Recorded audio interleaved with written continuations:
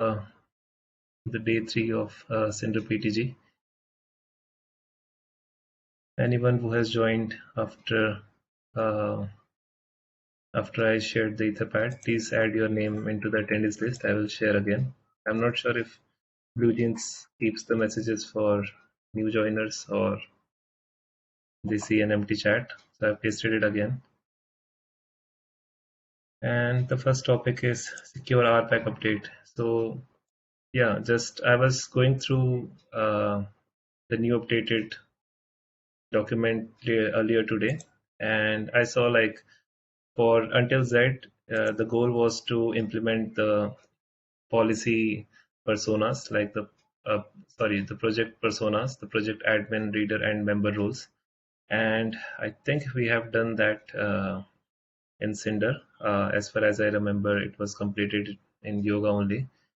And for the 2023.1, I see the service role goal, but I also saw that the service role spec in Keystone hasn't been approved yet. And yeah, that's pretty much what I saw. So Jiman, would you like to give an overview about that, or if my observations were correct? Yeah, sorry, actually, your voice is breaking for me. Actually, it's just my computer. Maybe the BlueJeans is hanging in between. So for the Z cycle things, there are two things like project persona and dropping the system scope. So every policy we need to scope to the project. So is that done in Cinder or yet to be done? So we have no scopes at all right now. So I think the situation where we are is that we've got the appropriate things implemented. Just we've got these weird strings that show up in the default. If you generate the default policy file, because we had this big plan for how we were going to make it easy to transition from Xena to Yoga, and then the whole thing fell through when we revised what the admin was going to be. So I've been dragging my feet because it's just not a pleasant thing to do. We have to replace those strings so that stuff doesn't look weird for operators when they generate the file. So I think that's going to be back portable, but it's going to be tedious to review because it's going to touch a shitload of stuff.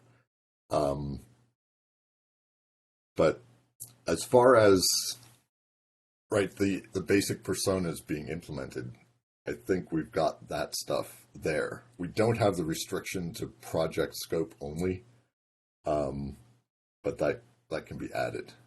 But we do not have any. I'm pretty sure we don't have any rules that require system scope or any other scope. Yeah. Sorry to interrupt, but I think Jiman has. Oh, he's around. Yeah. Oh, sorry about that. I actually joined from another computer. I think I heard most of the thing Brian mentioned. Yeah, sorry. So you missed my great explanation of what's going on. So I think I got it. You're saying like the scope is not dropped, but project personas are already implemented, right? Yeah, so everything's done in terms of, I hate saying project personas, but I mean, everything's done in terms of using a project scope token. So we have an admin defined, we have a project member defined, and we have a project reader defined. So all those things should work fine. The thing we don't have is restrictions on the rules to project scope only. But that's not. I was looking at the policies. You don't have the scope type implemented in policies yet, right? Right. I mean, they are not scope to system also. Okay. Right, but the main thing is we don't require system scope or domain scope or anything. We're just the default, so that should work with the project stuff. Okay. Yeah, because I was confused with like the base string you use is like, Yeah, no, for that's so example, all that system stuff. admin Yeah, or project member. Okay. yeah. So that's what I was saying. We've got to read. We had come up with an elaborate plan to make it easy to transition, and then the definitions of what we were going to do changed. And so that's left us with these weird Hmm. looking strings that I can be see. misleading. So I think what I've got to do is go back and rename those. They only show up when you generate the default file. But actually, and then we have the constants that we use have weird names now Yeah, because.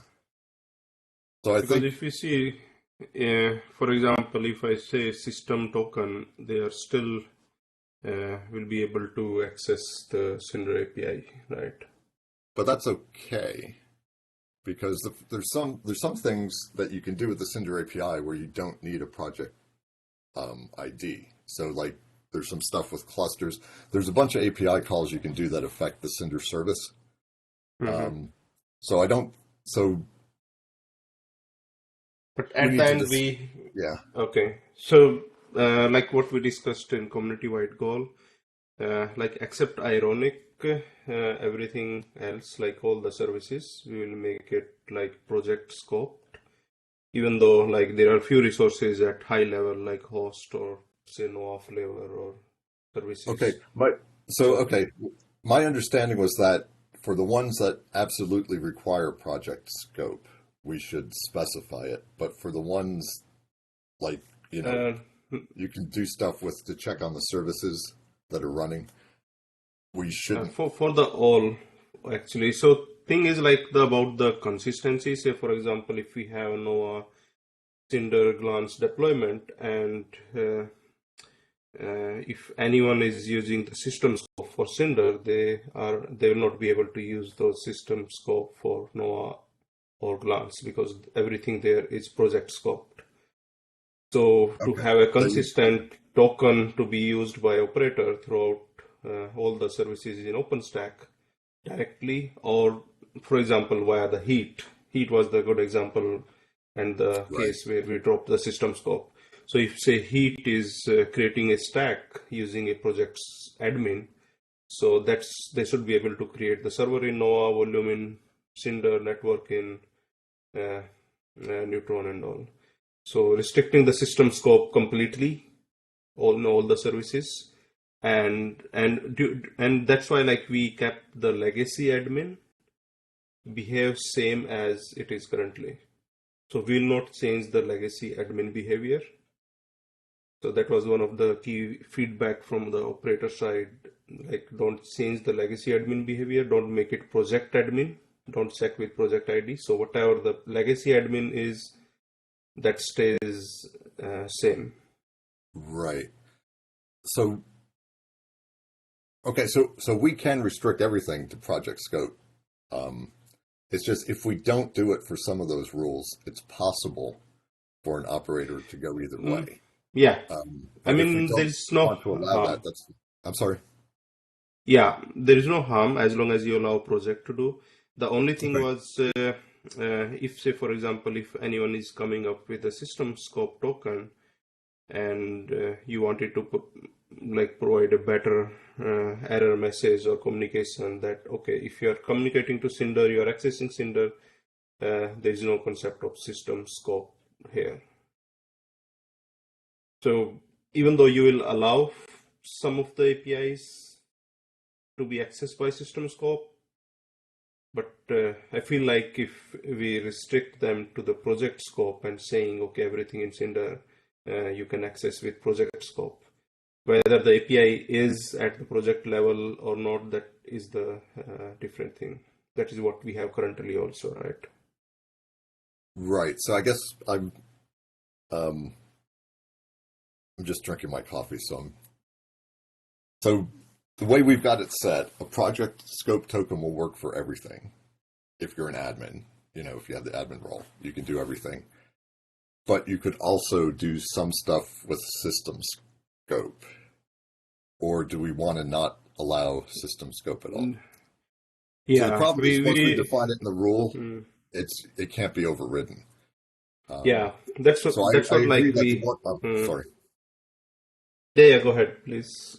No, so I agree there are because we had this discussion on the the patch that was revising the goal. So for things that absolutely wouldn't make sense with a system thing, like if you're creating a volume, you need to have a project to create it in. So for those, we Yeah. would definitely restrict to project scope. But would it be acceptable to leave some of the other ones system or project, or do we want to just say across the board in OpenStack, we only allow project tokens for now? Yeah, I think the later one we said like in goal to allow only project scope across the OpenStack. And one of the key thing Okay. here is like if we don't have a scope type to project, I'm not sure what keystone token is default to, whether it's unscoped or project scoped. So to have our very restrict policies on APIs are back. Hard coding like those to the project scope, and obviously they cannot be overridden is something like we decided in the goal at the end. Okay. There are two ways we discuss, like, see, let's not have the scope like what Cinder has. Let's not have the scope type, so let anyone come and access the Cinder API. But the drawback in that approach is, say for example, if someone is using, so operator would not be knowing like Cinder require project scope for this API or system scope for that API. So if for example they're using system scope token for creating a volume, somewhere in the down layer they will be getting error because that require the project ID and all. So to give a better error message, we can scope policies to the project, and it can give you error message directly. Okay, you are using the system scope token. This require a different scope token to create the volume, so that operator will clearly understand, or user will clearly understand. Okay, these API, whatever in OpenStack now, is project scope token only. Okay. I mean, we can go that way. It's just my feeling is as long as the project scope, if you can have a project scope token and do everything, then right, you're golden. Yeah. But And that is the reason like legacy admin we are not changing, because if we are not making any API to be project scoped and requiring the or restricting the operation within that project admin umbrella. So legacy admin, whatever, sorry about that. Legacy admin, whatever they are doing currently, will continue to be doing the same way, so that it will not break heat, or it will not break any of the other uses which with system scope we potentially could have broke. okay. So then what we want to do here is every rule will have scope type equals project. Well, not, I mean, it's a list, but you know what I mean. Yeah. Yeah. That's acceptable. Okay. Well, that makes it easier because then we don't have to decide which ones are which. Okay. And this cleanup of these system things, because that's why I confuse, like, okay, you still have the system scope API, but I didn't check the Well, details. see, we called it system scope because we thought that's where we were going. I But if you see. look at the definitions of the rules, it's really using just the, you know, the admin role in the project Yeah, scope token. understand. So it's Yeah, I think if we do it like as you mentioned, project scope to the project, all the policies, I think that's all for the phase one for Cinder.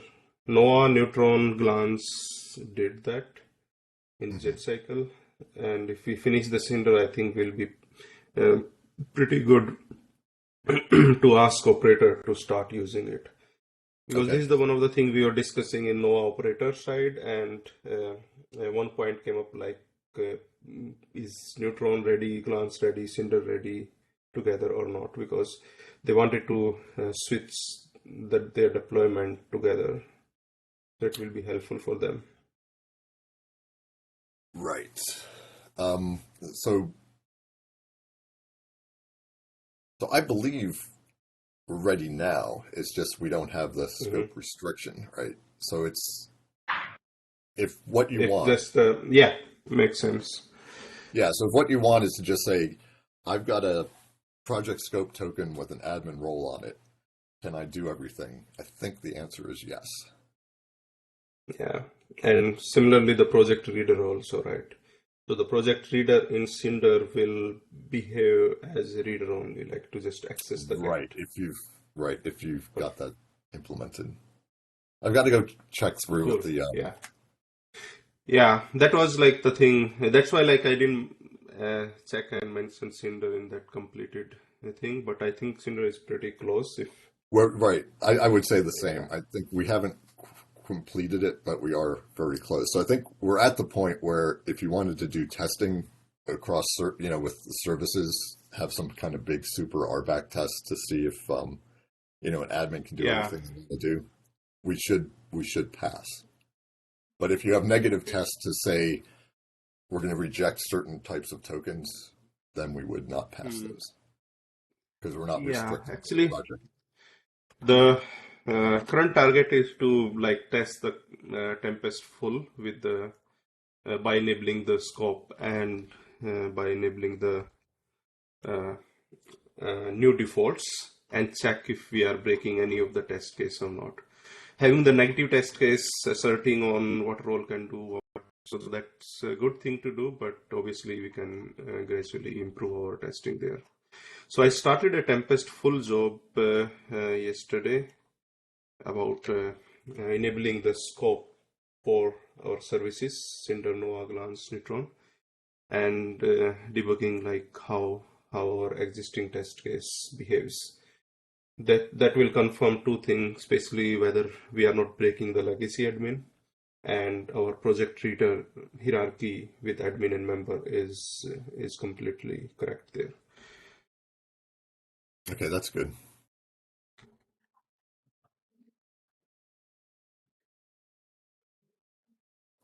All right, and then I put up a patch. I realize now why I got no reviews on this because I never actually pushed it to Garrett. We've got a patch up for the new policy matrix using the latest language and describing what the latest personas are. So at some point, I'll ask you, G-Man, to take a look at that just to make sure we're being consistent with everybody else. But I can. Yeah. I don't think it's. You can. You don't want to read this thing as RST because it's freaking crazy. So let me. Okay. Etherpad. So I'll send you a link as soon as it's past. As soon as the docs have been built. Yeah. Sure. So I just wanted to ask about this service role since some of my features are dependent on it. So the current plan is for 2023.1, which is the current cycle, right? Yes. So for that we have to plan two main item actually. So one is like the service role, which we can implement, which is pretty much should be easy and very benefit for us as a developer or with the internal APIs. In Noah, we decided to do that in this cycle for Noah and placement. So yeah, if Cinder can also plan that service role, it will be great.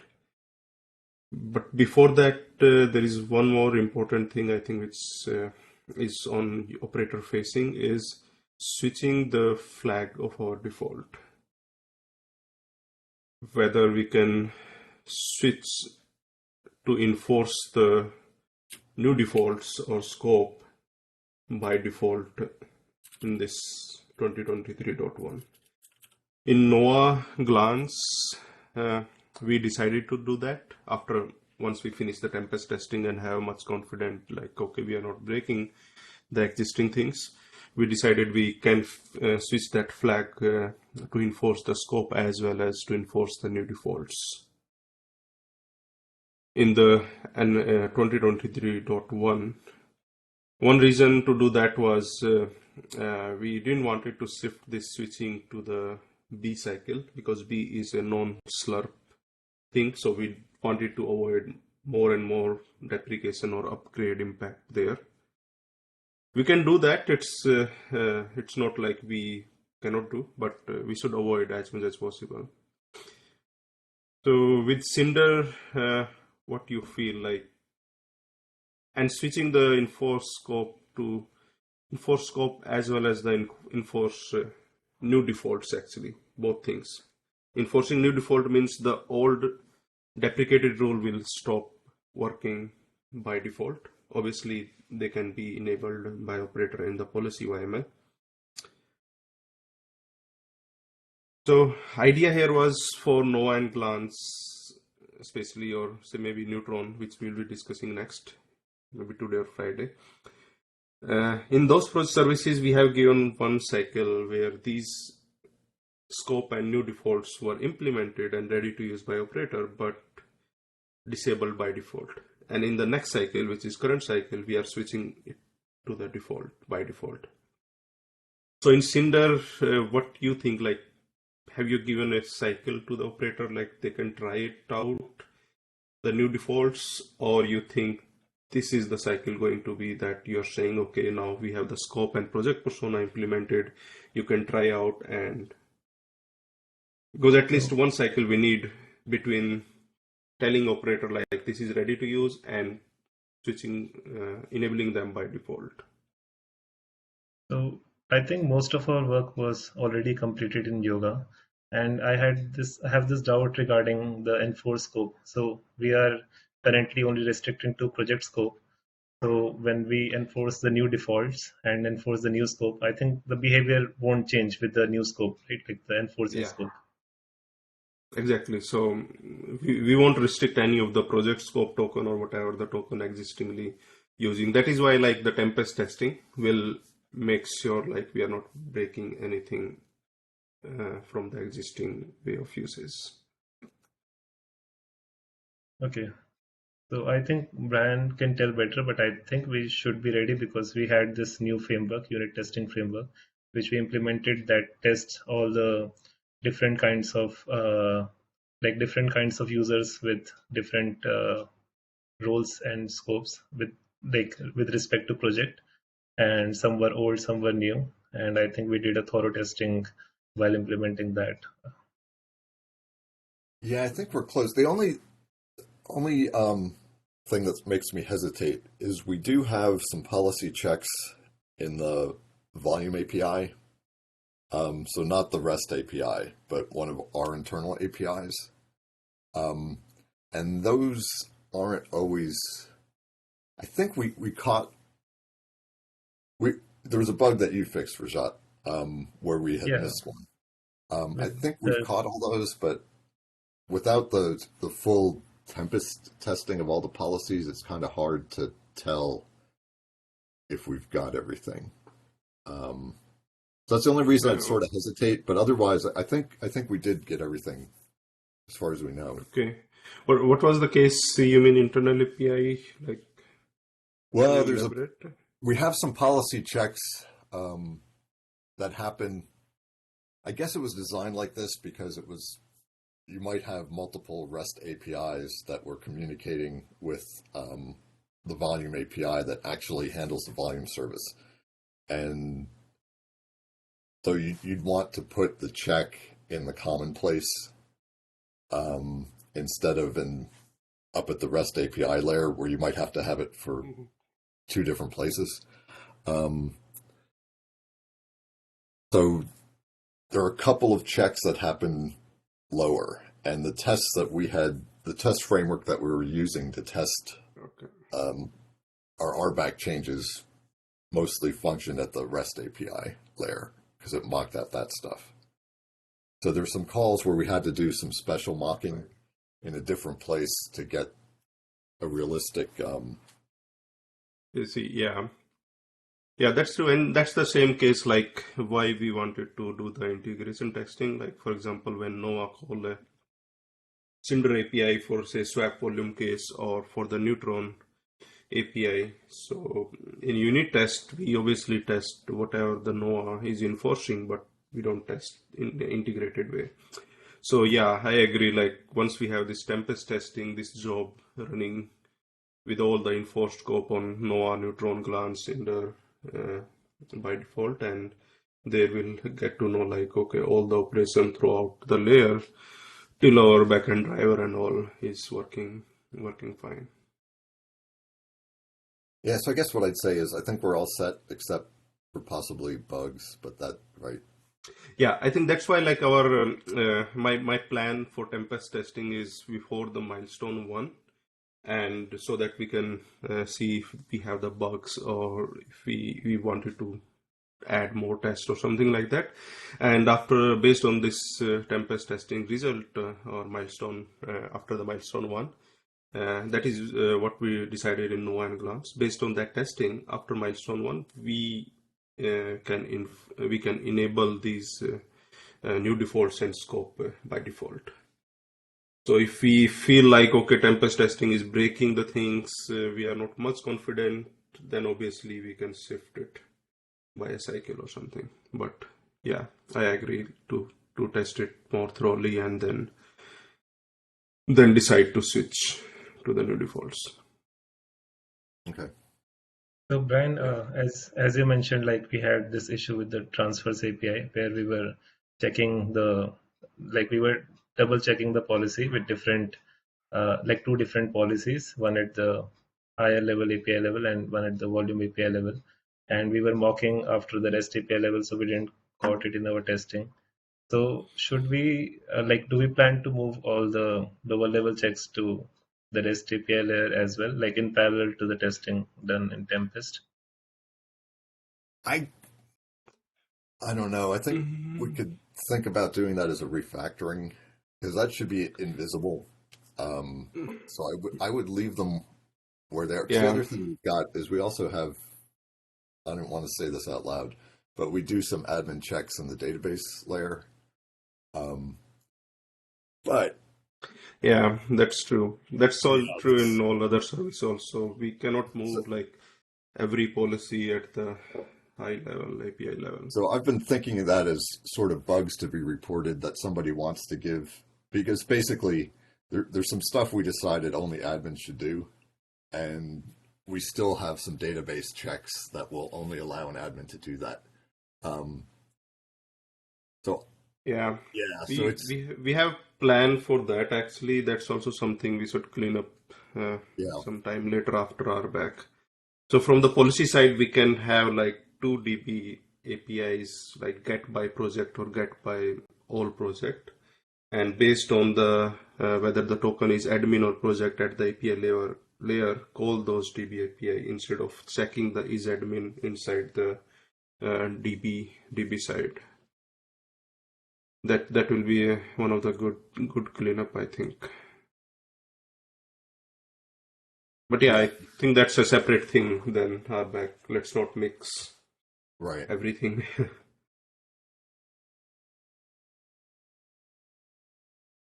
Okay, okay. Yeah. No, I was just saying, answering Rashad's question, I think we probably should move stuff to the REST API layer, but on the other hand, we would have to have a Cinder project policy that's where scope checks are done. I think we can do them all there, although there may be some stuff that you can't check there. I'm not 100% sure. But anyway, I think the main point of this one is to make it so that the defaults work the way operators would expect. And for the most part, operators can customize policies and the results would be what you'd expect. So the database API stuff, the only thing that affects is that you may not be able to write custom policies that would allow a normal user to do something that we think no normal user should be able to do. So like access the clusters or something. But I think, that's probably okay.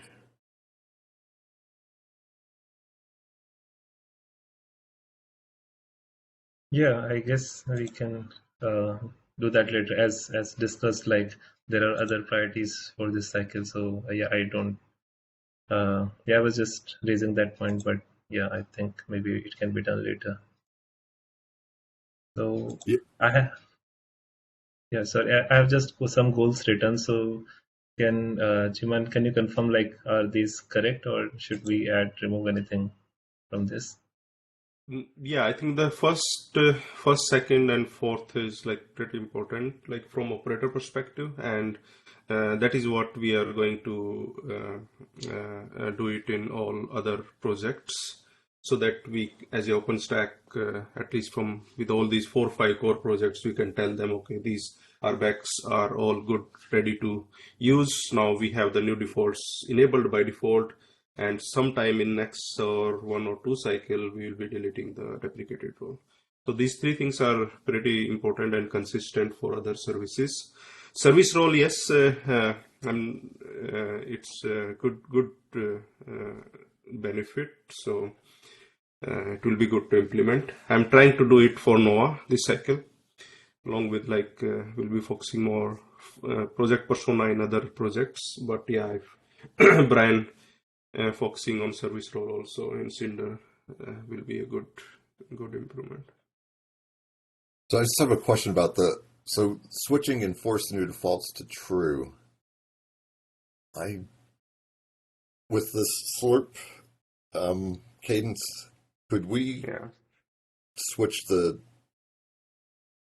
new defaults to true in double B, or I should say 2023.2? So that will be non-slurp release, right? Right. Double B. So that's why we wanted to avoid if all these like switching and changing the default behavior or deprecation. We can do it in the slurp release, which is 23.1. But we can do it in BB also, like it's not mandatory. But the only thing is you have to be careful about mentioning those in release notes and in documentation for CC release also. Right. So that So basically what would happen is if we switch it would be the same. So switching new defaults to true in BB would be the same as switching them in CC, basically, because people who are doing the skip release, it'll be, hey, enforce new defaults is true. And people who yeah. had upgraded to BB would already know that. I guess I think we'd be okay if we did it in double A, but on the other hand, since we had the reason I'm hesitating is we did have some policies that we deprecated because in order to do the consistent secure RBAC, we had to deprecate some policies that covered a bunch of stuff. Like we had some policies that covered read write, and so they didn't separate out the reads from the ability Okay. to do some stuff. So we did have to deprecate those, and so those we need to remove. So I'd really rather have like one more cycle before we switch. So what their default? I'm sorry. So what their default is for those policies? Project member or admin? So right now, I think I'd have to go look. They're probably all admin policies. They were usually things that were added where it was some kind of admin functionality added to the API, and it was just you can do this, and you were able to do everything. And I guess they're not that important now that I think about it, because there's no system reader.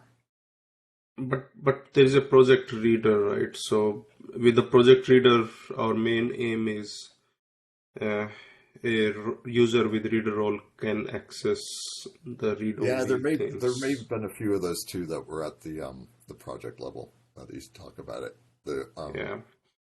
Granularity is required on that so that we can separate out read and write operation and then have the default. Yeah, I think Yeah, so I think so. What we need to make sure happens in this cycle is that those are removed because we did deprecate them, um, and everything works. So I don't know what I'm saying because that's kind of Yeah, orthogonal I to think this, I isn't it? got your point on that. So So how about we just say so for line 361 in the Etherpad, yeah, let's just say maybe.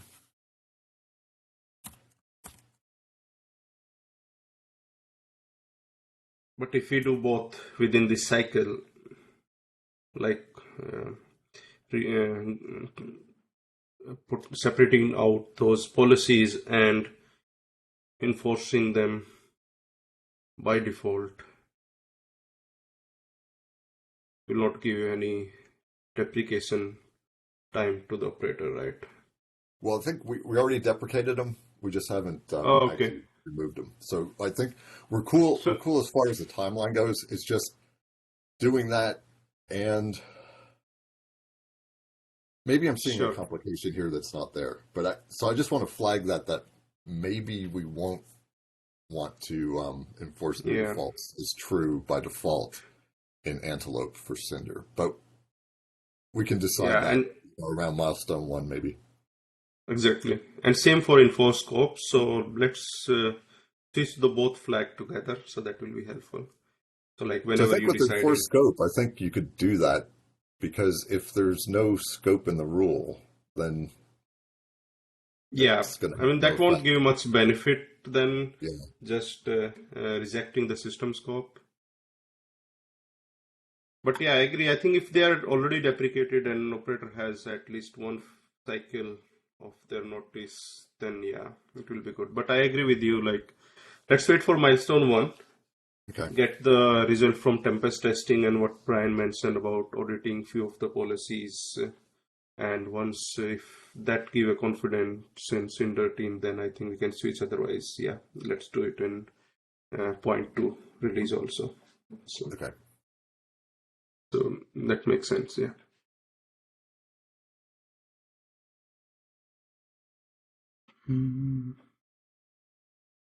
Okay, so I guess we can mention some action items. I think Brian, you will be looking up to like if the first three could be done with our existing policies.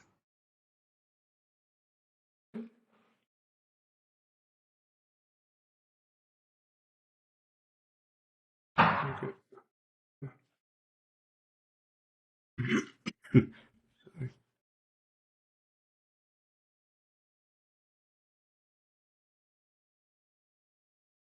Yeah, I mean, I can see. So what we,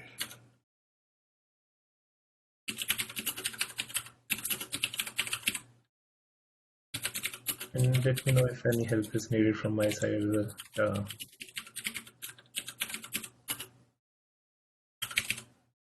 so Alan's got some patches up for the deprecated removals. It's So, mostly going to be reviewing stuff. I just got to like, so removing deprecated, you mean not the one with the older defaults, right? right. So we had some policies. I think we had to introduce new ones and deprecate old ones. So old So it's one like, stays same. We are not removing old one, right? Uh, well, I think we have. So let me get an example yeah. because Okay. Yeah. otherwise it's Actually, that's actually pretty important too because abstract. how we wanted to go with the migration is we will have the old defaults, old policy plus new policies.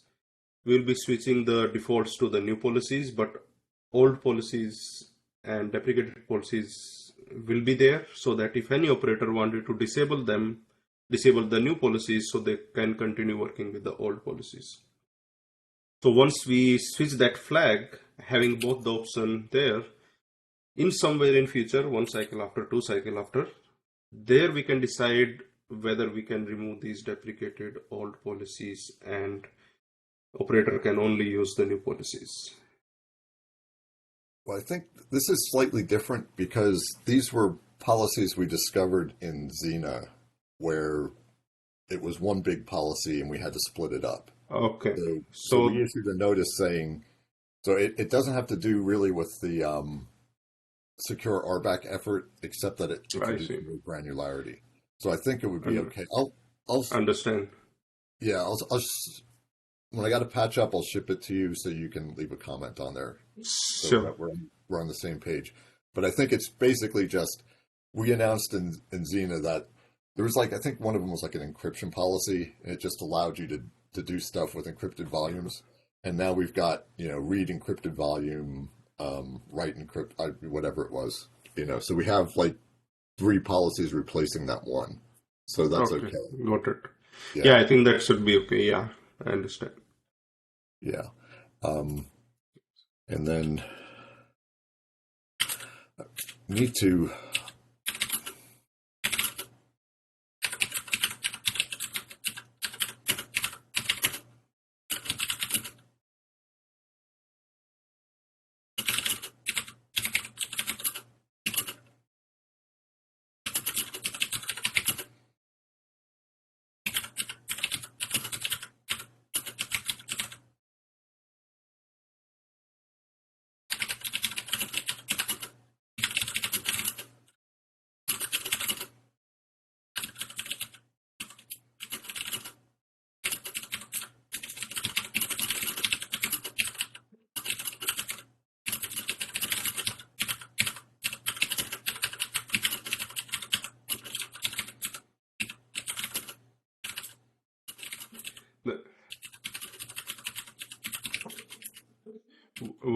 one thing I think we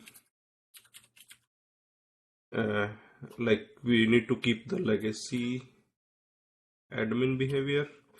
I have not checked all Cinder APIs, so we need to add the things like if say get volume is project reader, so it should be project reader or admin, whatever the legacy admin we have, so that a project reader can also access it and a legacy admin continues to access it if they were admin only.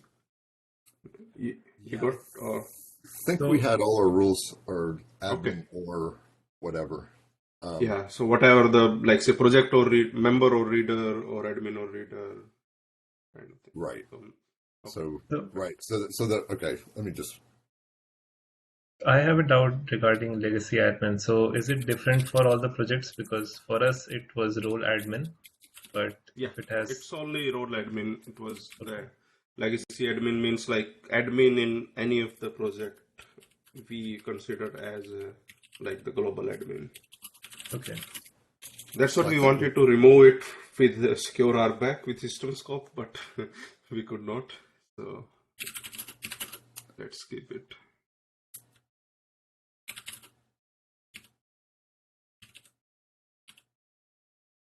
Yeah, that's the thing. Perfect.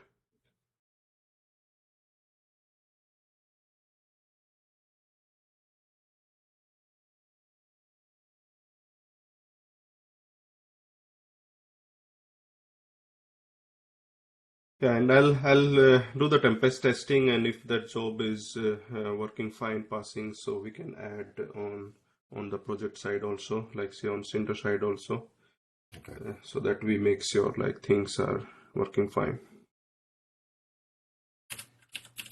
Once I'll get this job tempest test working, then I can try to add the Cinder tempest test also, so that we broadly check the things.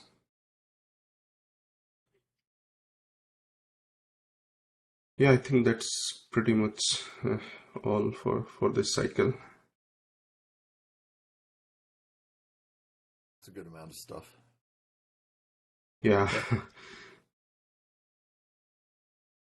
Thanks to Brian handling all this stuff already.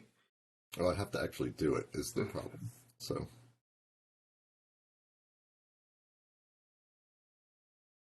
that's why I didn't volunteer for any OpenStack client stuff yesterday. Yeah, I will try to handle that.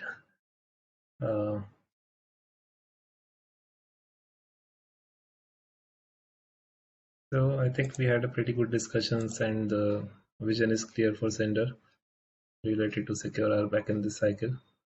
Any other thing anyone would like to discuss or ask about?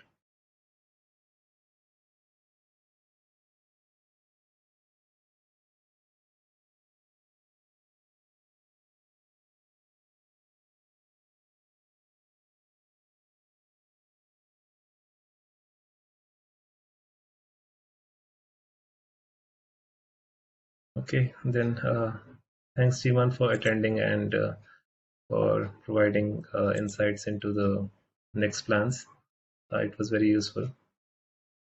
Yeah, Yeah, thanks. thanks everyone. Thanks, Brian, for doing everything. That's to Brian. Yeah, See you thank you, guys. Brian. Bye. Brian is talking about doing everything. But yeah, all right. I'm excited. I'll work on this as soon as the PTG's over. Only SRBAC. Yeah, that will be great.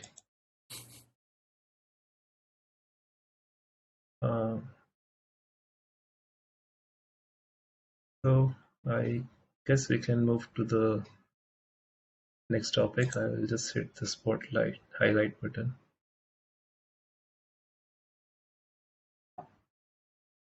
And I will just update the Open Infra channel.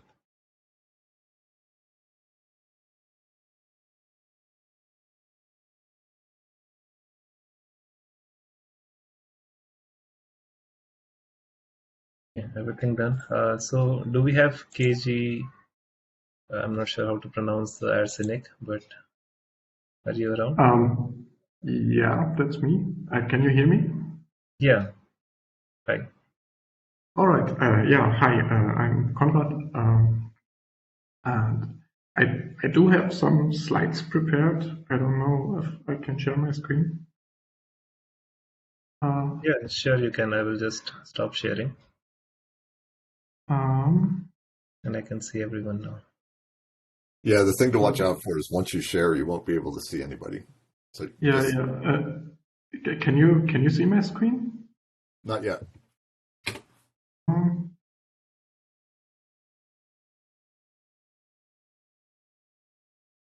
Yeah, it always takes forever.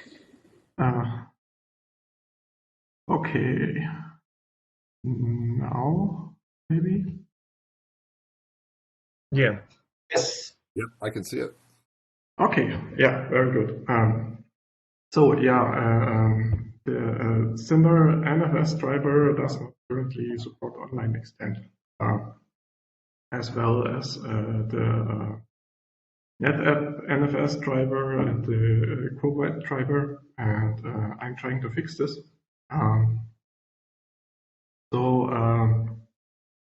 Extending in NFS volumes currently works like the offline. Well, they are just regular files lying in the NFS. So the offline extent is just done with QEMO IMG resize command. The online extent is disabled because QEMO will lock the disk image to prevent QCOW corruption, and so Cinder is not able to extend the volume if it is attached to an instance. Yeah, the same for the other drivers that I mentioned.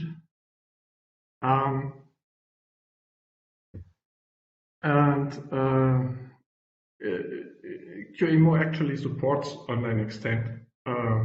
There is a block resize monitor command that will extend an attached disk image file. And this is already used by Nova, by the libvirt driver, to handle the volume extended external server event. This external server event is sent by Cinder after volume is extended to let Nova notify the hypervisor that there is additional space available. the handler of this event on another side calls the block resize command of QEMU via libvirt and use it to notify QEMU of the new volume size, and it just takes the current volume size from the Cinder database or from the Cinder API as the target size. Because the volume, of course, is already has already been extended by this time. There was a change proposed in 2020 that uses this mechanism to support online extend.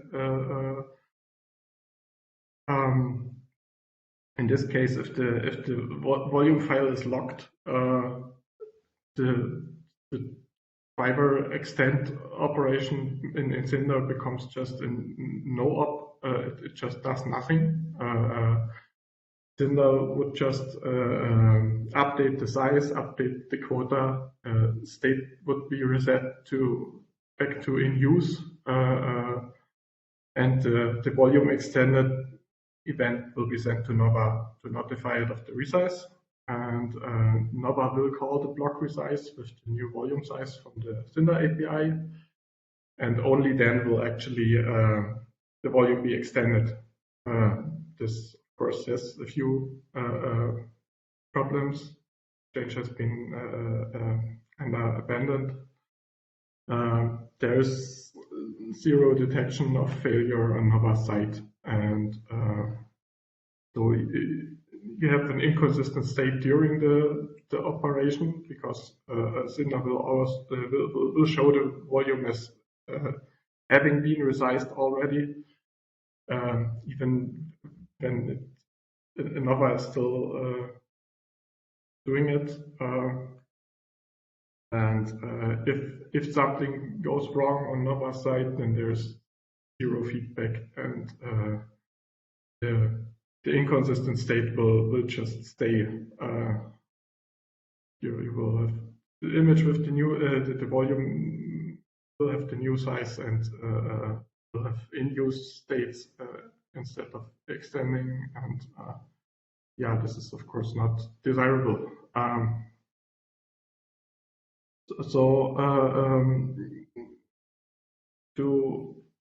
To do this kind of assisted extend or have Nova do this assisted extend operation, there's three things that we have to do essentially. We have to notify Nova that the volume is to be extended. We have to communicate the new size to Nova, and we have to get feedback on the success of the operation. And so I proposed a spec to Nova that introduces a synchronous API, assisted extend API that does all this with one change basically. It will notify Nova that its volume is to be extended by calling the API. The new volume size will just be put in the request body, so Nova will know which size to use, and the HTTP response will be used as feedback on whether it was successful or not. Of course, this does have some potential problems too. So there is no guarantee that it will finish within the API and RPC timeout limits. So somebody mentioned in a previous weekly Cinder meeting that NFS errors might cause a delay, and there's also the possibility that, or it's not very likely, but backing file system of the NFS could just not support sparse files, which for raw images will mean that the extend operation will take the time it takes to fill the space up with zeros on disk. And so I've looked at different alternatives for each of the steps that we need to do. So to notify Nova, we could use a new API as I proposed, or we could just keep using the volume extended event. Communicate the new size. We can either update the volume size in the Nova database. I'm not sure if this is desirable if the volume has not actually been resized yet, even if the status stays in extending. Could use the volume metadata. We could maybe extend the external server events API of Nova to allow additional data. Because it currently only supports a single text field of context for the event, and this is in this case used for the volume UUID. Or we could use a new API for this. For feedback, synchronous feedback has problems, as I mentioned. There's currently little on Nova that could be used for polling. So the operation does actually create, or the volume extended event does create instance action log entries that the volume has been, or that the volume is being resized, and that the volume has successfully been resized or not. But those instance action log entries do not contain any information on which volume has been resized. So that's a problem. Maybe it could be fixed on Nova's side. Alternatively, Nova could maybe update volume attachment object, and Cinder could poll for this, or file itself, or Cinder could poll the volume file itself, which is also not a clean operation, because something goes wrong on Nova's side, you will only notice by a timeout. Basically, the size of the volume does not change. Or we could introduce a callback, or could maybe be done with the reset status volume action, but I'm not sure if this is a good idea, or we could introduce a new callback similar to OS micro volume completion or OS update snapshot status, which are two cases where this has been done, and this basically seems to be the more or less the way it is done, to have an API in Nova for an assisted operation, and then have a callback in the Cinder API, get feedback. So I'm not sure what the best approach is continuing from here. I'd like to fix it, but I'm really not sure anymore about the synchronous API, because I can't really guarantee that stuff will finish in time. Even though feedback I got from Nova people for this was that it would be acceptable for them, but of course you guys have to be okay with it too. So does anybody have any feedback for me? Yeah, I kind of had a question. Like, how much do you have any testing done? Like, how much time could this operation take? The online extend, if it's synchronous, then how much we can wait? We have to wait for that. Not really. Well, I have looked at the QEMU source code, and they have pre-allocation hard disabled for this, so it's hard coded that there is no that basically for a QCOW image only the metadata will be updated and the raw image will be extended by truncate, which is works as a sparse operation. So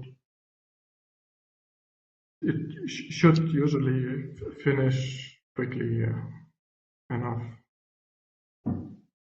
But maybe I should do some measures on this. The actual extend operation on the file should be pretty fast. I think the slow stuff you run into is when you have, network failures or something where the NFS server, or the NFS client could spend 10 minutes reconnecting to the server or something. Yeah. Account for what fails when that kind of thing happens. Of course, if you have an attached volume, then those kind of NFS errors are going to be pretty bad anyway. Yeah, that's true.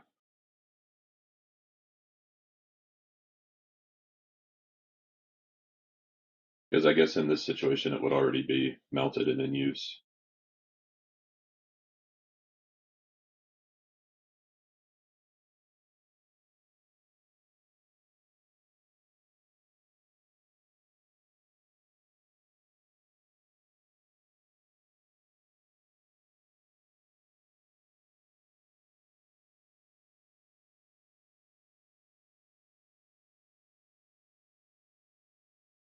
So do we currently have any Cinder site spec for this, or are you going to are you planning to do one? Well,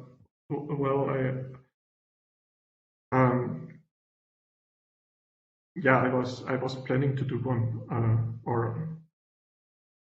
I mean for the if only the Java API updates, I'm sure the spec would be needed for Cinder because change would actually be pretty small. And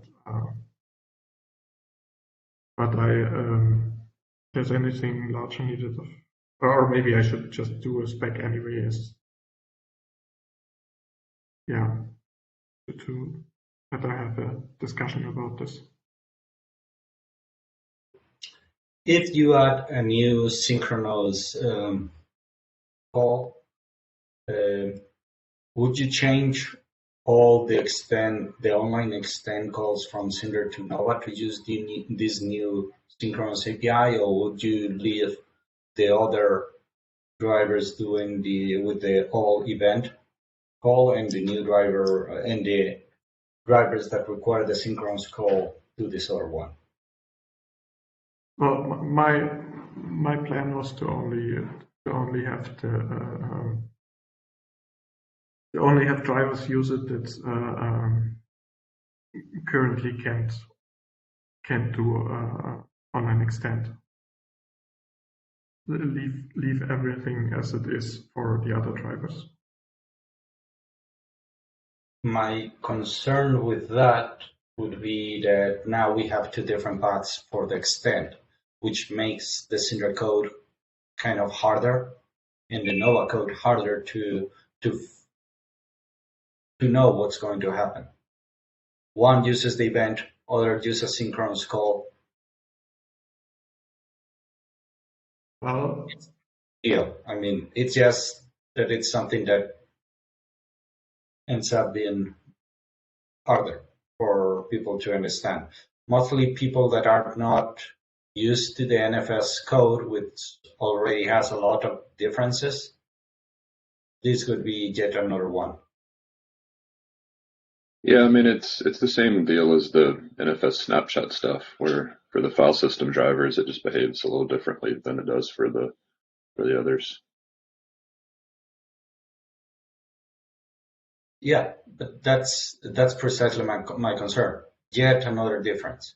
Not that it's the end of the world or anything. Just one more to know.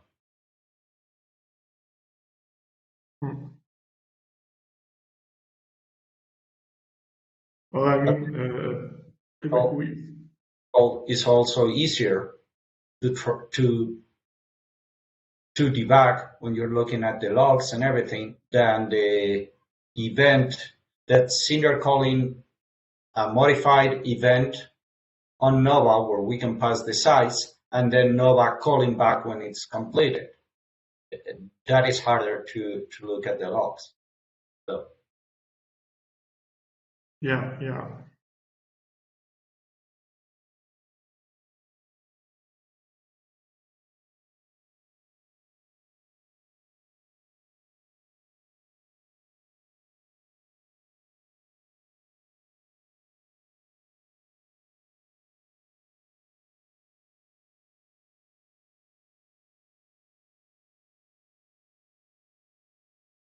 And it also has the benefit, the synchronous call of us not having, well, as Cinder, not having to have a new additional API for the callback from Nova. Excuse me, a new additionally what? Yeah, I'm saying that another of the benefits of the synchronous implementation is that we don't need an additional API, REST API in Cinder. If you go to your next slide, you pointed out it in there, if I remember correctly. Sorry. Yeah, we have one for migrate. On line 3, where the new comments are true. Well, that's another benefit of doing it synchronously. Yeah, it would just be generally, it makes a lot of things easier. Yeah, so maybe my small concern about this being different, we just need to make sure that it is properly commented in the extend code saying this is different for this kind of drivers. For this, one goes through events, the other is a synchronous call, and that should be enough to, I guess. Yeah. Well, it would also be called at a slightly different place in the code. The event is basically sent after the extend operation has been finished, after the quota change has been committed, and stuff like that. And in this case, we would need to call the API before all this stuff happens, because of course we want to fail if the operation fails and roll back the changes. So it's not really a replacement for the event, really. Of course, we can skip the event if we have Nova do the resize. We don't need to notify it of the new size because.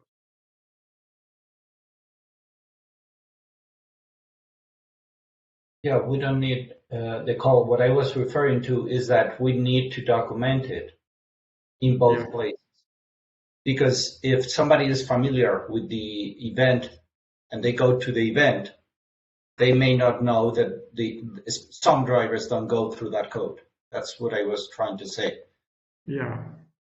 Even if it's not going through that code, add a comment saying, if it's this kind of drivers, go somewhere else to look for the code. Yeah, of course. Or I mean, we could send the event anyway, but this would be unnecessary. Probably not necessary. Yeah.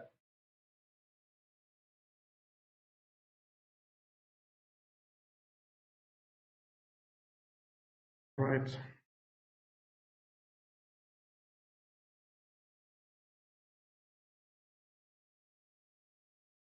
So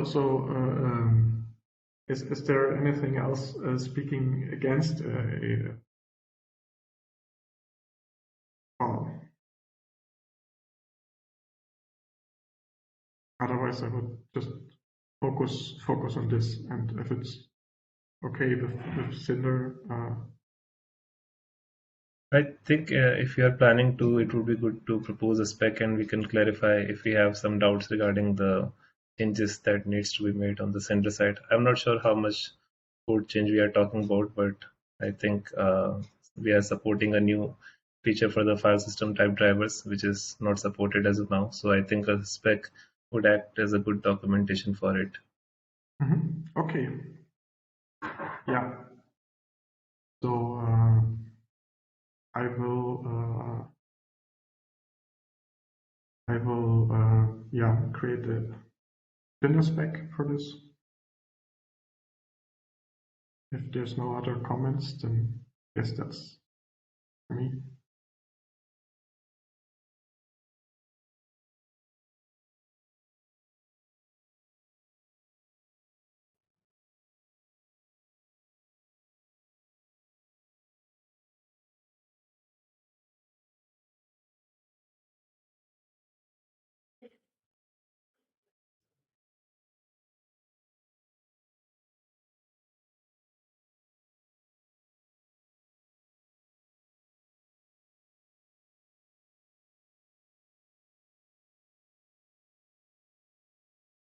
Okay, I have added an action item and thanks for discussing this. And I know it has been discussed before, but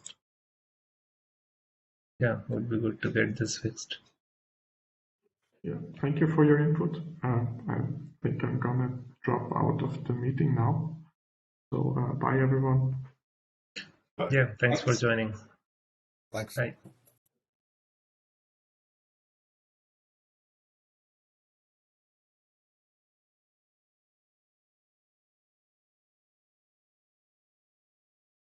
Okay, so I will just update the intra channel.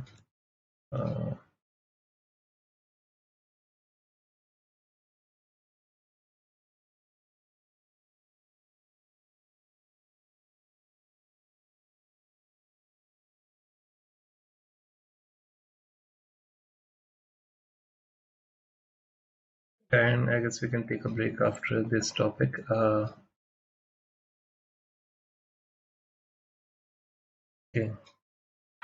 so do we have Jean-Pierre around? I'm there, if you can hear me.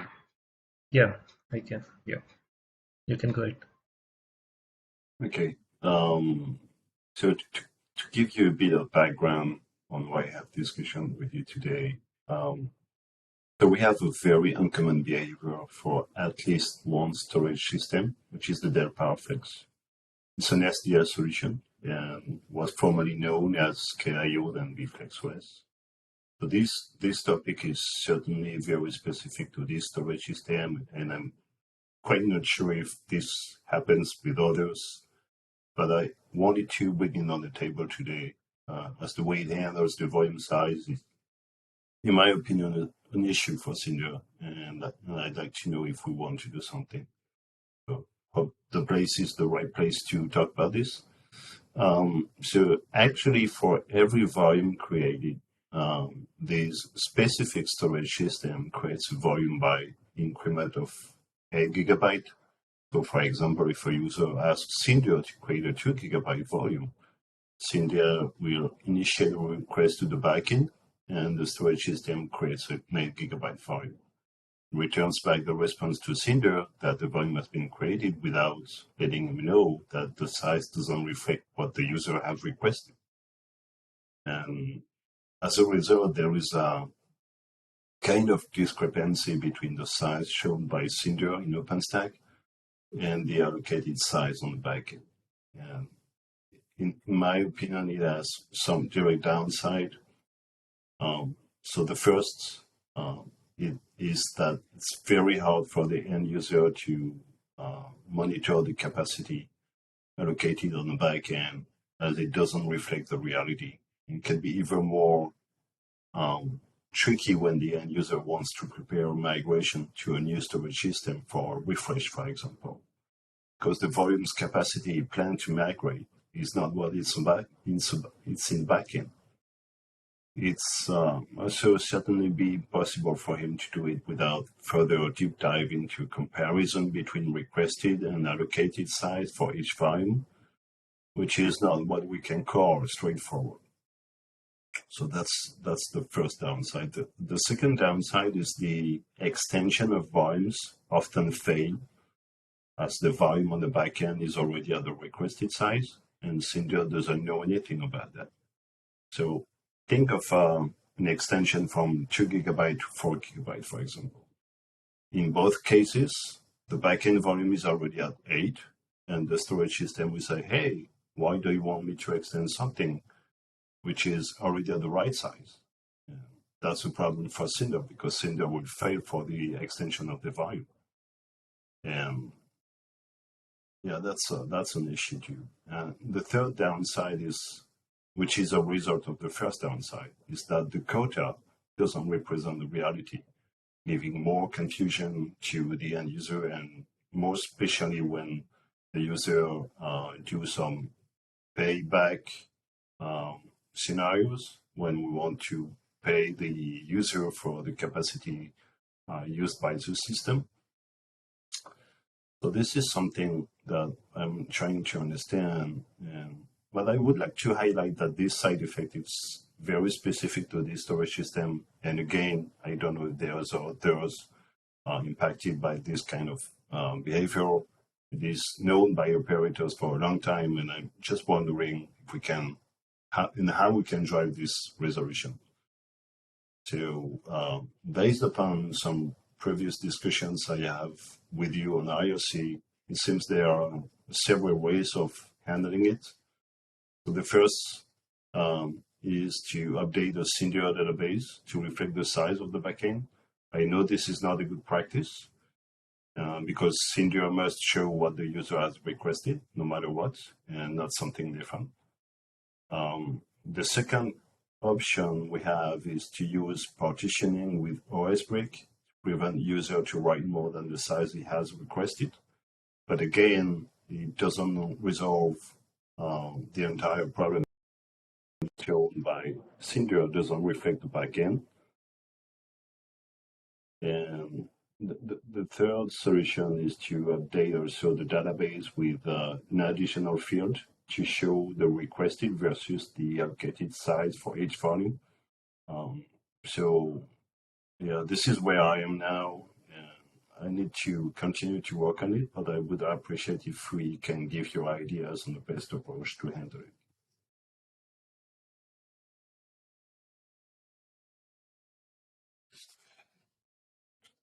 What kind of I think feedback have you? I'm sorry. I was gonna say, what kind of feedback have you gotten from users?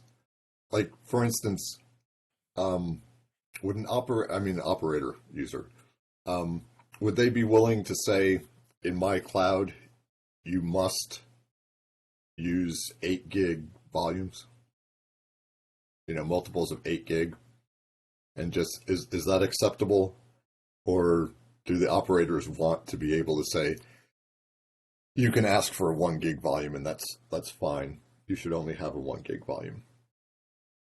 Yeah, this is the second option. I mean, there was also an option into the storage system and in the Cinder configuration file to disable the fact that the system will not accept anything which is not an 8 gigabyte multiplier, but this happens for manual volume creation only. So if the operator is using image cache enabling, then this not happens, and clients will fail trying to download the file on the volume while the creation is happening. Okay, so I guess, right, so if you extend, you got to extend by 8 gigabytes also, right? Exactly. Yeah, okay. And if you have a volume which is already in the range of 8 gigabyte extend, then the extension will fail.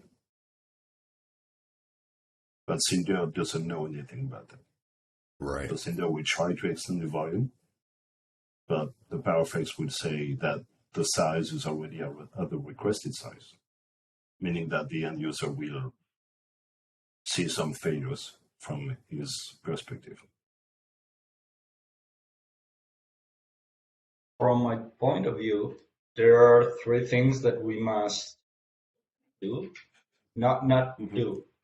Cinder must behave, must show the right size to the user, must be able to show the actual useful size so that in case they want to charge more, they can charge more. And then a user must never be able to write more than what they have asked for, which comes, so considering those three, we need to add a new field in the database with the actual size that is in the backend. And then we also need to do the partition to prevent them from using more than one, because otherwise when we try to migrate this somewhere else, that is going to break everything, basically. They are going to lose data or it's going to fail. So it's a kind of mix of the two solutions. One is the partitioning to prevent a user to write more than expected. And the second is to update the database with an additional field to show the current size versus the requested size. Mm-hmm. But I believe both of them are necessary for a proper solution. Yes. But if we allow the user to write for a particular size, let's say if the user has extended to 4 gigabytes and we only allowed to write 4 gigabytes, then Cinder database actually shows it correctly, right? Like the learn is 8 gigabytes, but Cinder database shows 4. So you don't need to update anything there, if I understand correctly. Sorry, I missed something there. The database in Cinder should have two fields, one for the 4 and another for the 8, so that the cloud administrator can charge different. Because they may want to have, they may have 3 different backends, some behave like this, other not, and they may say, okay, I want to charge based on the actual size. Okay. But yeah, one thing that you mentioned, that it is true, when we start using the partitions and we attach the LAN, we will see that the actual size, even if afterwards we have partition inside, yeah, that will be visible by the system administrator, but not within the VM, because the VM should only receive the first partition, the one with 4 gigabytes. That should be fine.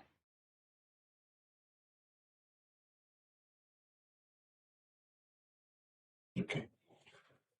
And I think this is this can be divided into 2 different patches and 2 different things, because the adding a new field to a database reflecting what's in the actual size, that I think that's easier, because it only has to add a microversion for when we return the things like show volume and things like that. And then we also have to modify the show. The driver, in your case, should be able to return that update when you create a volume, then update the real size and return the 8. Okay. I see. So I think that would be the first patch. Okay. Do we have any interaction with Glance and Nova on this?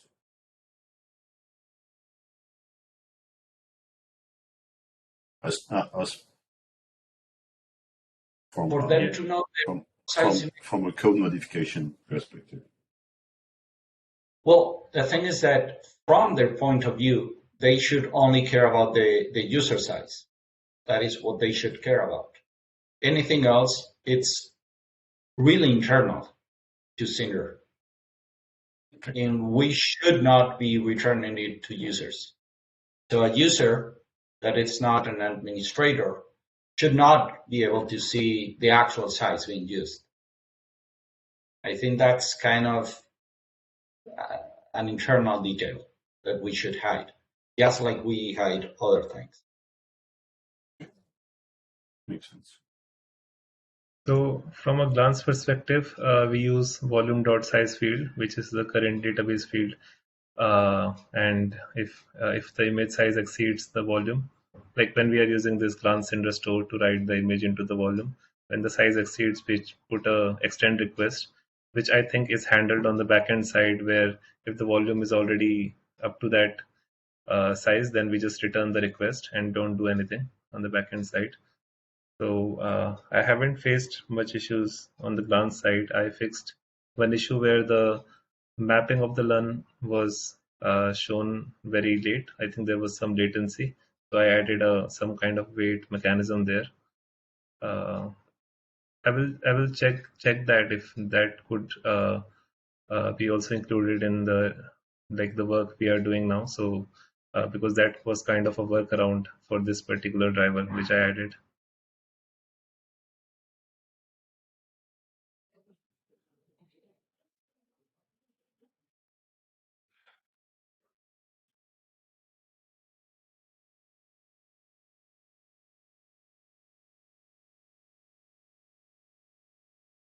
So one question I had, just wanted some clarification.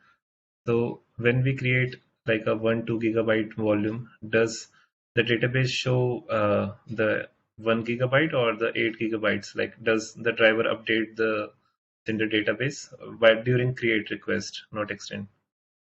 Are you talking about now or what we wanted to do? Right now. They were updating the database. I don't know if finally the patch that changed this behavior merged. So I think when you create a volume, the size you see in Cinder is the size reflected on the backend, but not from an extension perspective, just at the creation of the volume. Okay. Yeah. The Gorka, the patch you mentioned was reverted, I think, and I was just confirming the observation. Like, yeah, exactly. So yeah, the goal was to remove this patch, which is not bug exactly in terms of Cinder perspectives, because Cinder is showing what the user has requested, but we cannot revert that patch. We cannot remove that direct update to the database until we have found out some other solution. Otherwise, it would break the other features.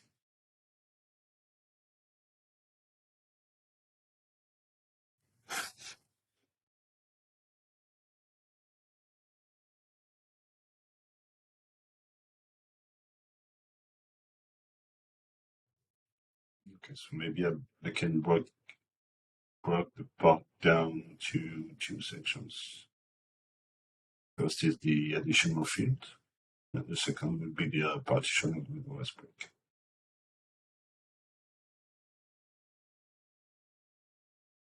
So do we need one spec for both or one spec per change?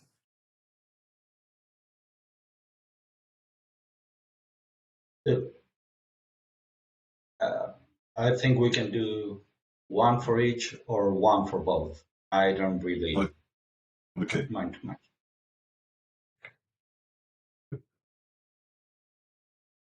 I think we're gonna do one per. But probably one for both is easier to see everything. Even if there are patches afterwards. Okay. Makes sense to me.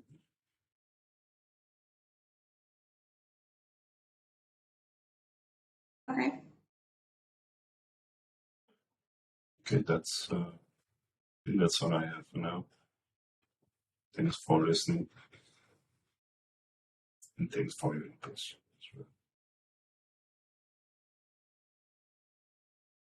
yeah, again, thanks for working on this. I think this has been a unique driver. and I there think had so. been some issues, but good that we are finally fixing. We are trying to fix everything now.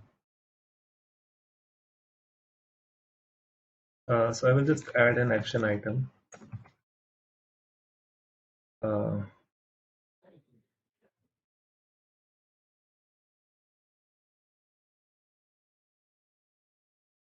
So we will need some changes in the database, like I think the volumes table as well, right?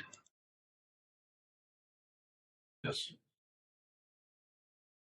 We'll need a database change and microversion change, the API, because now there will be new fields that can be, well, a new field that can be retrieved from volumes. Yeah, right.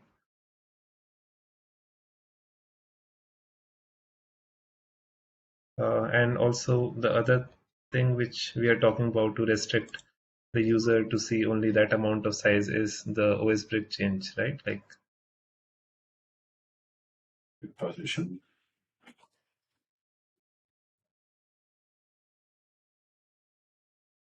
How are we going to have the user only see the smaller size?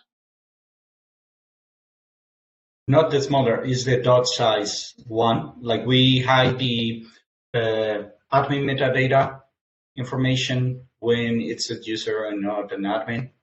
We don't return that information. And we don't return host either. So we want to show the user the size that they're supposed to write to.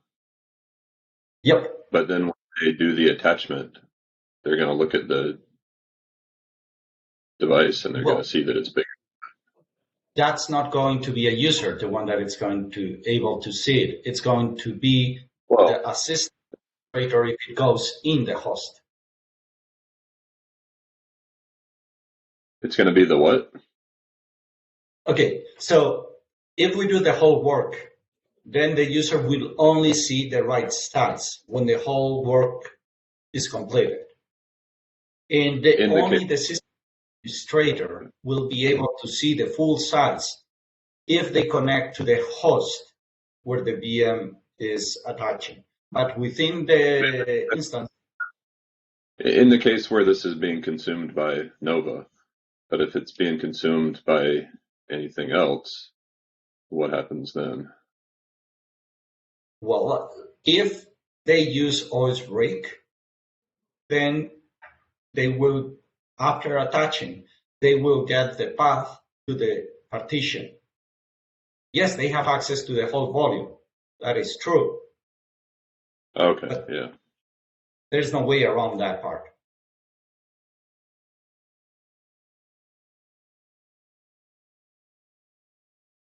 So you mean to say that the VM on which the volume will be attached will only see the partition size, not the real size of the volume? Yeah, it sounds like it.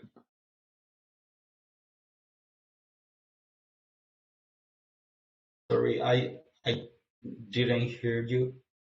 Could you repeat the question? Okay, so I was just saying that you mean to say that at the time of the attachment of the volume to the instance, what the user see within the instance is the size requested by the partitions or the size? Yes, because the size from the partition, that's the whole point of having a partition, forbidding users from going beyond there. Because if we don't restrict them to only write what they have asked for, then when we do a live migration, for example, a migration from one backend to another, now it's not going to fit because they have gone beyond what they originally requested. Yeah. So Cinder will only really care about the real size in those cases. Yes. What now I'm wondering is that this could be that we also have to think how this is going to fit with the encryption headers. Because we were or I was at least thinking, oh, we can increase the size of the headers and just write it as the actual volume size. But that's not entirely true. That one, because then in your backend, we wouldn't know how much size to copy for the headers to other backends. So we will need a specific field in the database to state how large the encryption header is, for example.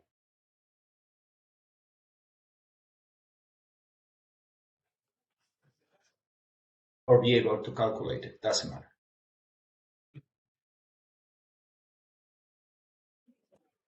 Nothing you have to worry about in here. Okay, but this is something we need to consider. And the OSBrick side changes could also help what Sophia was working on regarding the encryption, retyping and everything.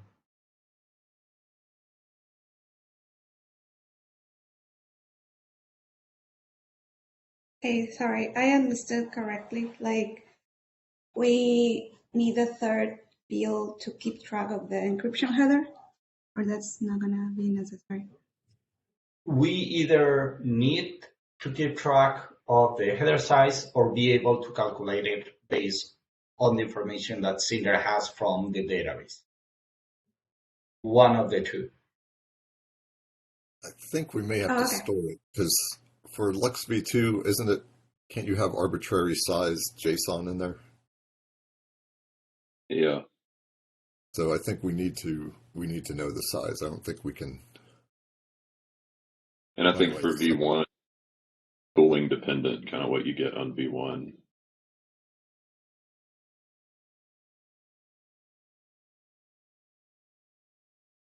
So that's all to say that I don't think we have enough information to just calculate it from the database. Is the point there? Thanks. Yeah. Then work. So suppose we've got JP's backend and we want to have an encrypted volume of size 1 gig.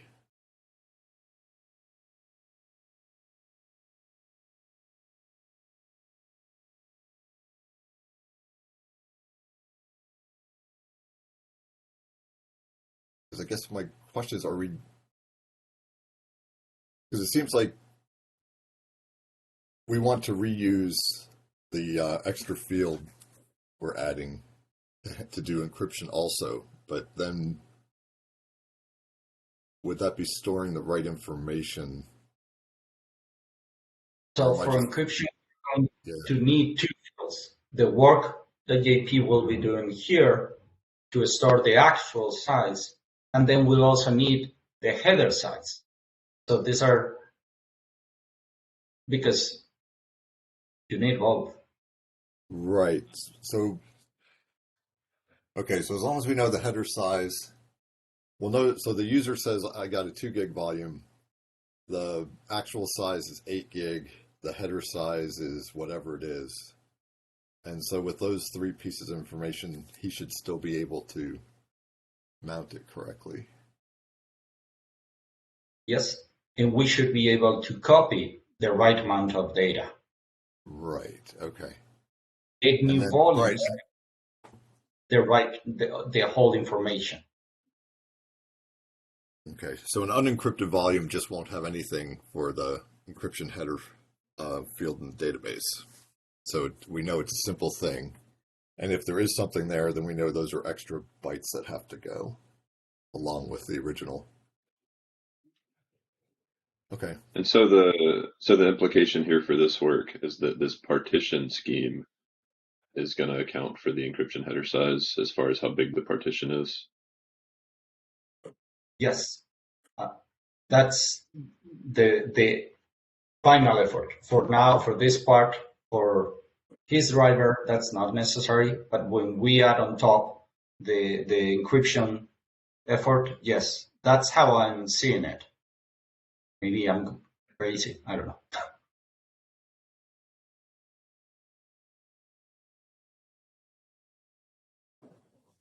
So I have this confusion, like we had two different points. Like uh, I think Eric mentioned we need to calculate the lux header size because it could be variable, and at the same time we are trying to store it in the database. So do we do this on the volume creation time, like calculate the header size and store it in the database? And could it change after that, like while attaching the volume?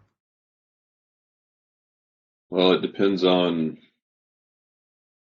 at the moment, we don't Lux format the volumes on creation. I think we're supposed to change that at some point because you don't currently know what the size is until you do that.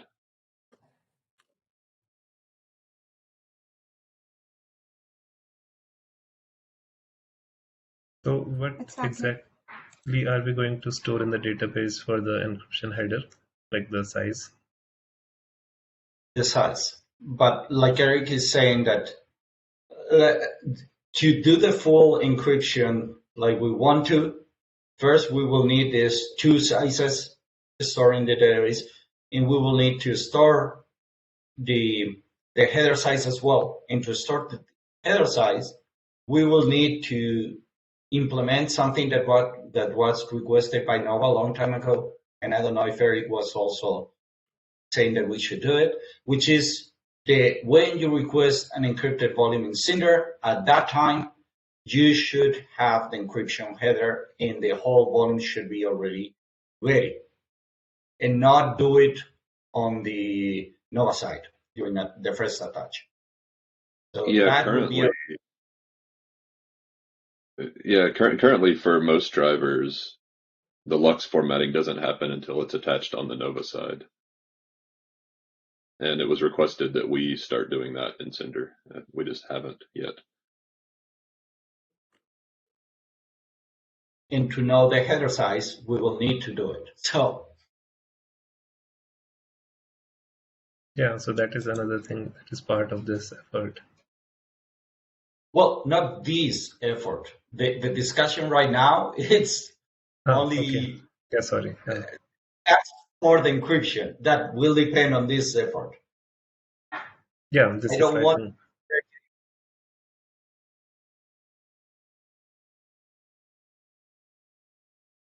Yeah, sorry, Goka. Yeah, I got the idea. Like, yeah, this is like the base implementation, and for encryption we can add another layer on top of it.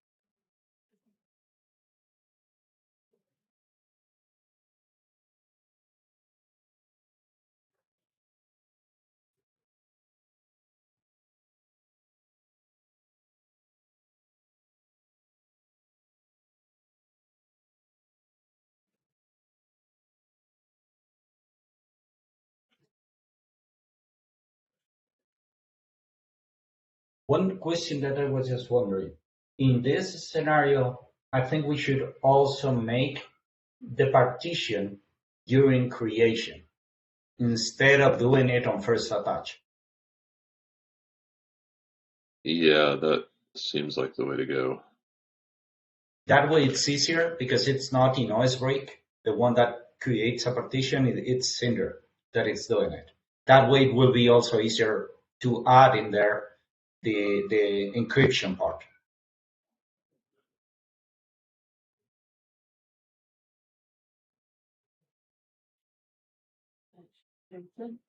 So this driver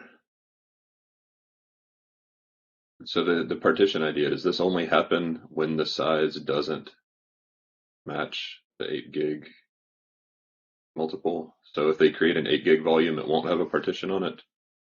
Or how are we doing this? Good point, because If you want to because extend work, I guess you always have to create it, right?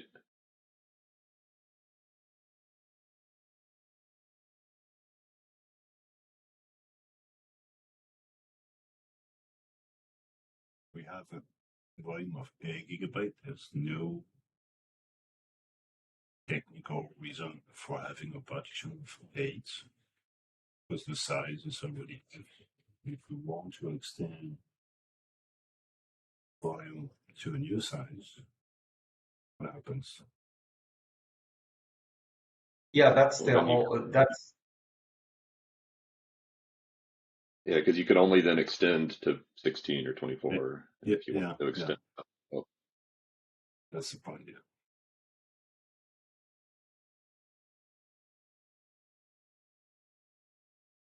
so. I guess we need to always have the partition, right? Because once No you matter have the written size. data, you cannot create a partition on there on top of the data. right. So this means that multiples of 8 will be wasting space, because if you create an 8 gigabyte volume, it will consume 16 just for the partition part. Yep.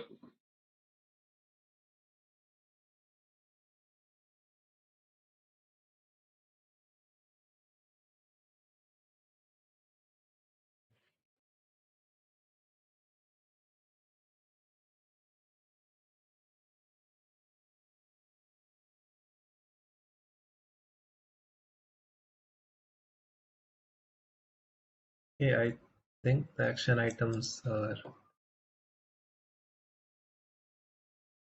pretty much clear. So JP, you can go through them on line 421 and see if there is anything that is not clarified. I think one spec should be sufficient for both side of changes. They're kind of we can say independent as well, but towards the same effort. I'm not sure about that. Uh,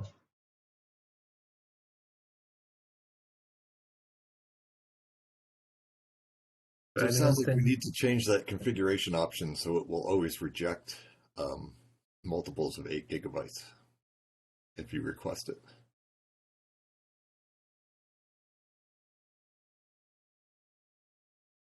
But the driver automatically rounds, so it rejects it when it is disabled, but when we enable it, it automatically rounds it up. But again, we are creating the partition, so that should not be a problem, right? No, I'm sort of joking, but the thing is, right, so now when you request an 8 gigabyte volume, you're going to get 16 just for a tiny little bit of extra overhead. But In the end, I was just thinking it's going to be the same if you request an 8 gigabyte volume that is encrypted. Just for right. 1 megabyte, there you go. And in many backends, you will have 1 gigabyte more because they are not able to just give you some bytes. So, and that is why it's important to be able to report the real size so that sysadmins can actually charge more if they want or whatever.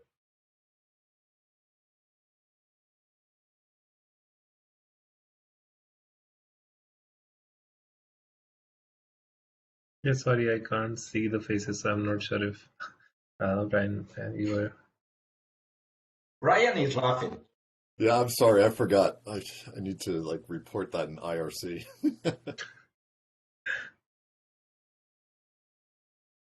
Yeah, I will do better preparations for the next PTG. Uh,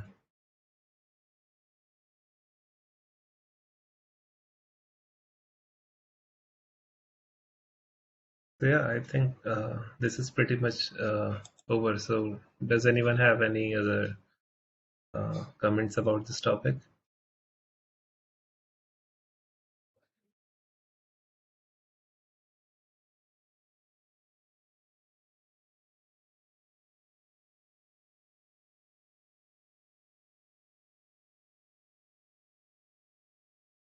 Okay, so then I think we can take a Thank you. quick. Yeah, thanks, Jean-Pierre, for driving this effort. This will all help us with other future efforts we had planned related to encryption.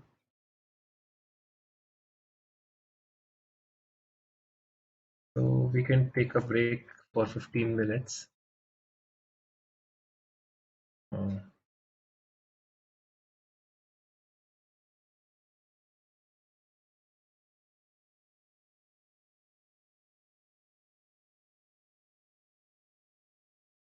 I've I got to just drop added and go to the TC meeting. So I just added a small comment stating that OSBreak will need to receive a new flag from Cinder in the connection information dictionary to tell it you have to use the partition, the first partition, because users can also have normal volumes with partitions. So it's not as easy as whenever there's a partition, use it. But it's fine. It's just a flag that Cinder, before returning the connection information, checks, is the size the same, is not the same. So it's not that complicated, but it's something that needs to be done. And if I didn't look it wrong, it's not a problem to have recursive partitions. So within a partition, another partition, it's not a problem. So users will still, yeah, sorry? Are we doing GPT or MS-DOS partitions for these things?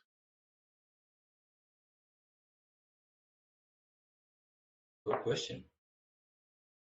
I don't even remember which one I looked.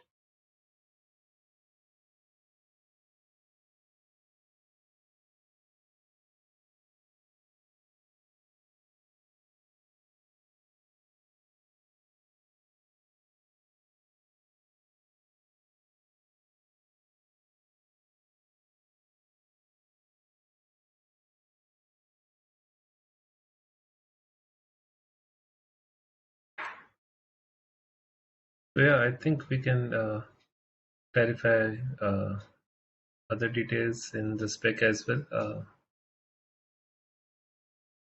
Yeah. Okay. Yeah, sounds good then. So we can take a quick break. I will just stop the recording. I'll add another thing to the doc here about extending, because you will also need to extend the partition. But anyway, yeah, we can stop. I just added there. Okay, thanks, Gurga.